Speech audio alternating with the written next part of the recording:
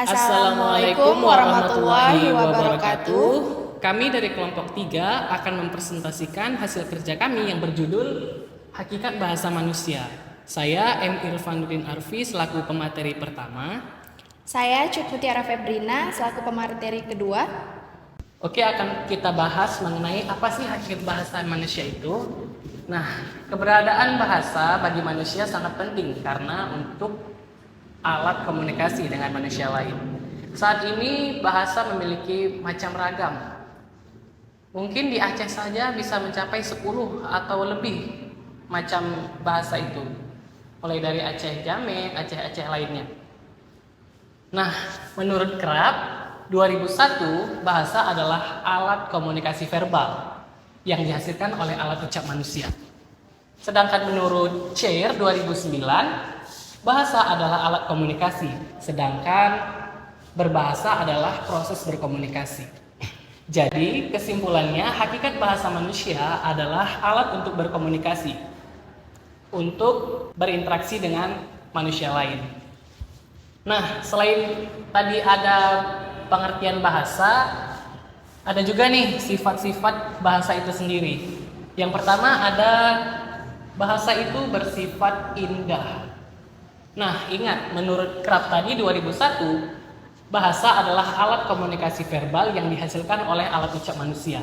Pada hakikatnya, bahasa itu adalah bunyi. Bunyi itu mengandung irama dan juga tempo. Seperti kita mendengarkan lagu, yang memiliki irama dan juga tempo di dalamnya. Itulah kenapa bahasa itu bersifat indah.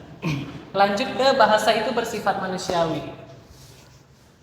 Ingat kata si Chair 2009. Bahasa itu adalah alat komunikasi verbal, sedangkan berbahasa adalah praktik komunikasinya.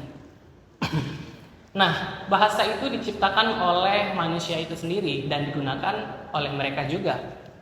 Jadi kenapa bahasa itu bersifat manusiawi? Karena bahasa digunakan oleh manusia, sedangkan hewan dan juga tumbuhan tidak dapat melakukannya, tidak dapat mempraktikkannya.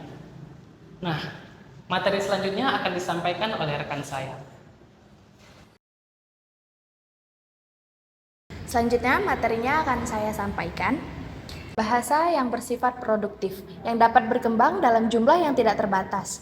Kemudian bahasa bersifat dinamis, yang dimaksud adalah bahasa yang tidak akan terlepas dari adanya kemungkinan perubahan yang terjadi sewaktu-waktu nanti.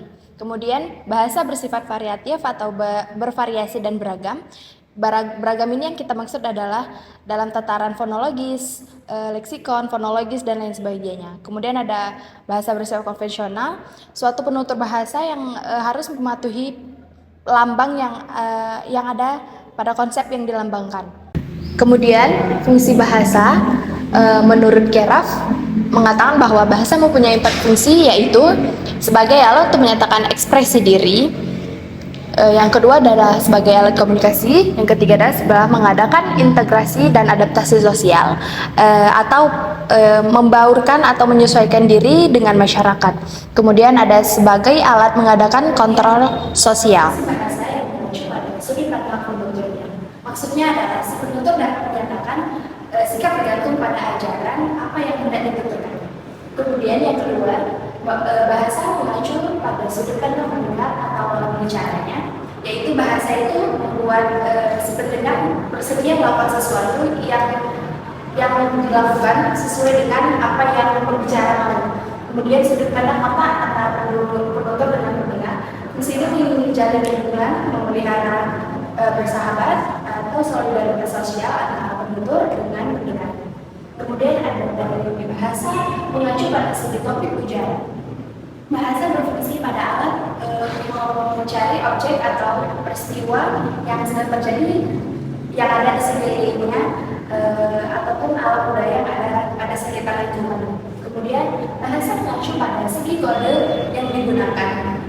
Bahasa yang kita gunakan dapat digunakan untuk berbicara untuk ke dalam bidang kehidupan manusia seperti politik, hukum, ekonomi, pertanian, dan lain sebagainya. Kemudian bahasa mengacu pada segi apa?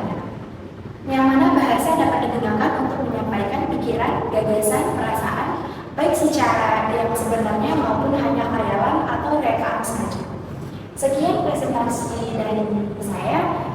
Sekian presentasi dari kelompok 3. Kami akhiri. Assalamualaikum warahmatullahi wabarakatuh.